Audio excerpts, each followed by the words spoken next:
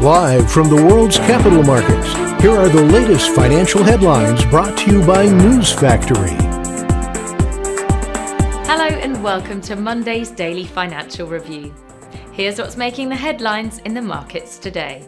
The dollar dipped a slight 0.1% against the yen in the last session. The MACD is giving a negative signal. The last session saw the Bitcoin fall 0.6% against the dollar.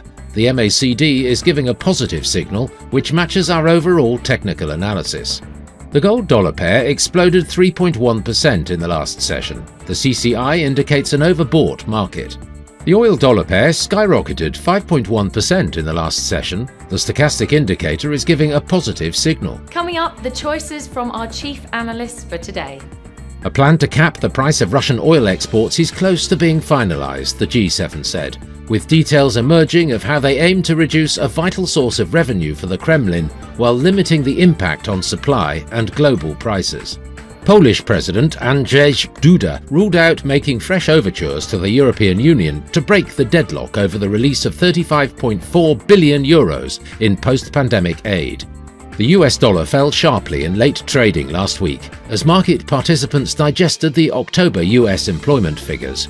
The dollar index, which measures the greenback against 6 major peers, decreased 1.8%. Those were today's major economic events. And now, moving on to world financial headlines. The US 3-month bill auction will be released at 15:30 GMT. The US 6-month bill auction at 15:30 GMT. The Eurozone's Eurogroup meeting at 0000 hours GMT.